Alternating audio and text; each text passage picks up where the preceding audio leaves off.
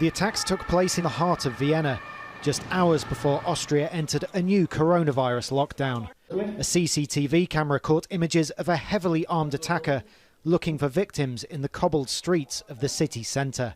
Seconds later, he shot this man at close range. Upon hearing some shots downstairs, I looked down the window and I saw the attacker running into various bars and restaurants which are lined up on our street, and people running away, and this one or two attackers chasing them all over the street.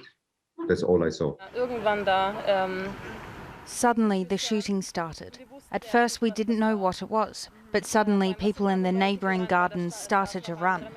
We stayed standing there and there was shooting again, closer, so we started to run away. Because we didn't know if we were running in the right direction, we ran into a hotel and hid there. 4 victims have been so far confirmed dead, but more than a dozen have been injured, 7 of them critically wounded. One armed attacker was killed by police. He's a 20-year-old man with dual citizenship of both Austria and North Macedonia. He's been named in the media as Curtin S. And it's now known that he served a prison term last year for attempting to travel to Syria and join the Islamic State group. 2 arrests have been made in the Austrian town of St. Pölten, a city 35 miles west of Vienna, and a manhunt is ongoing. Es hat sich mittlerweile bestätigt, dass It has now been confirmed that yesterday's attack was clearly an Islamist terrorist attack.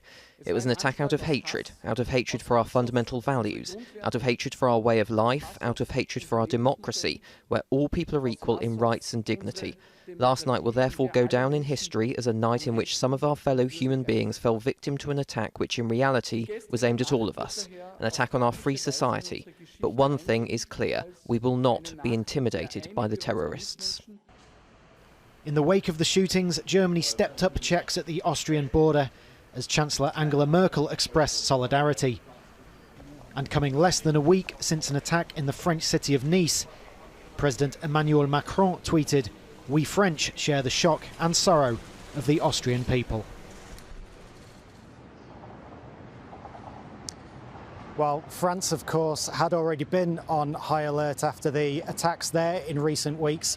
This attack here in Vienna sharing some of the hallmarks of the shootings in Paris 5 years ago that killed so many people, with multiple gunmen hunting victims on the street, shooting people, enjoying a night out. And indeed, leaders in the rest of Europe now say they're stepping up vigilance to prevent potential copycat attacks, more potential planned attacks like this one in the Austrian capital last night.